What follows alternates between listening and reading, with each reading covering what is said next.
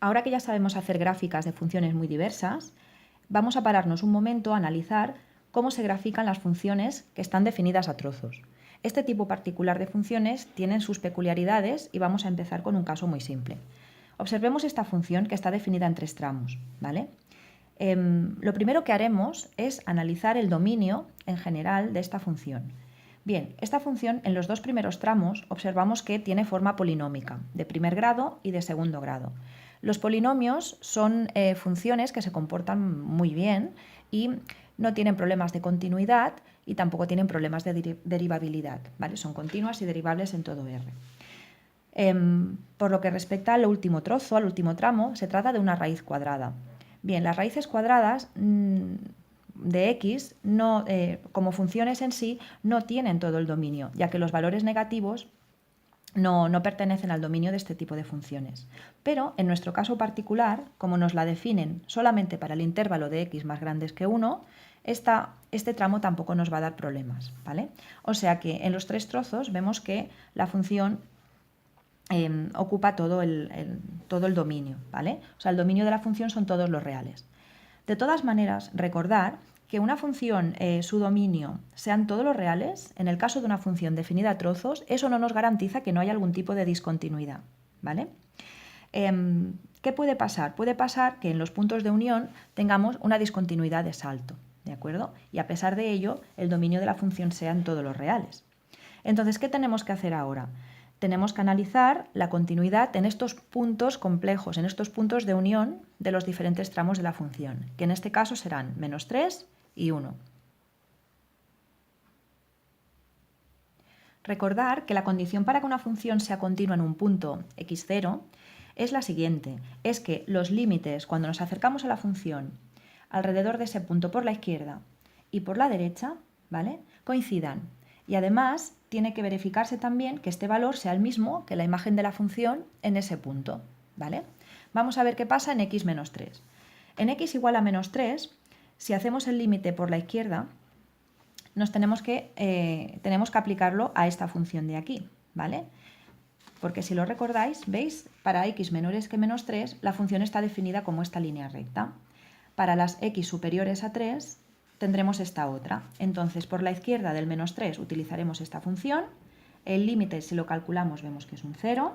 Lo único que hay que hacer, recordar, es sustituir aquí el valor este que tenemos. Y por la derecha, lo mismo con el otro tramo de función y también nos da un 0. Además, si analizamos cuál es el valor de la imagen de menos 3, que lo tendríamos que buscar, recordar, donde tengamos el igual, ¿vale? El menos 3 está incluido en este primer tramo, por lo tanto, sustituimos aquí y el valor que encontramos de la función también es 0. Bien, como coinciden los 3 valores, podemos afirmar que la función es continua en el punto de unión x igual a menos 3. Veamos ahora qué pasa en el otro punto de unión de los 2 tramos últimos, en x igual a 1. En x igual a 1, por la izquierda, fijémonos, para x más pequeñas que 1 o iguales que 1, la forma de la función es esta, es parabólica, y por la derecha del 1 es una forma de raíz cuadrada, ¿vale?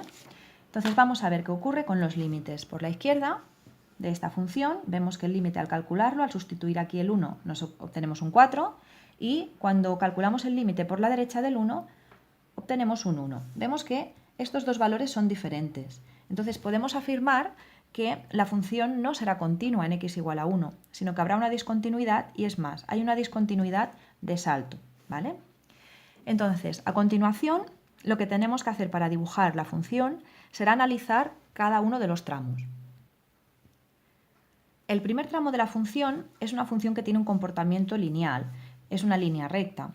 Entonces lo que vamos a hacer simplemente es dar un par de valores, porque es una función en la que la conocemos bien, y dando un par de valores podremos dibujarla perfectamente. Ahora bien, no podremos dar cualquier tipo de valor, sino que tenemos que ceñirnos a cuál es el intervalo en el cual está definido este trozo de función. No tendría sentido que yo diera valores de x igual a 0 o de x igual a 10 en este caso. Si damos valores, por ejemplo, x igual a menos 3, obtenemos este punto, y otro punto sustituyendo por x igual a menos 5, obtendríamos el valor de la imagen correspondiente, menos 1. Con estos dos puntos ya podremos dibujar el primer tramo de la función. Vamos a analizar el segundo tramo. El segundo tramo es una parábola, es una función polinómica de segundo grado y como el valor que multiplica x cuadrado es positivo, es +1, sabemos que tendrá forma cóncava, ¿vale? Recordar que el signo del valor que hay aquí delante nos determina la forma que tiene la parábola. Entonces, ¿qué puntos de interés podemos necesitar para dibujar este trozo? Pues el vértice, que siempre es el punto interesante de una parábola, y además también nos interesaría encontrar las coordenadas de los puntos extremos de este tramo. Los puntos extremos de este tramo son los que tienen la x igual a -3 y la x igual a 1. Bien, ¿cómo vamos a buscar el vértice? Pues ahora que ya sabemos utilizar la derivada, sería interesante que lo hiciéramos, que no utilizáramos la fórmula que nos enseñan en la ESO, sino que lo hiciéramos un poquito más formal. Si derivamos la función y la igualamos a 0, lo que estaremos buscando son los extremos. En el caso de una función parabólica, lo que vamos a hacer es buscar el máximo o el mínimo en cada caso. En este caso, lo que haremos es encontrar un mínimo, ¿vale? Bien, derivamos la función, ya sabéis, es sencillo derivar un polinomio, igualamos a 0 y la x que obtenemos es -3/2. Al sustituir en la función, ¿vale?, encontramos la imagen y así tenemos el punto que pertenece al vértice. Vamos a buscar ahora, como os decía, también los puntos que son extremos de este tramo de la función, es decir, los que corresponden a x menos 3 y a x igual a 1.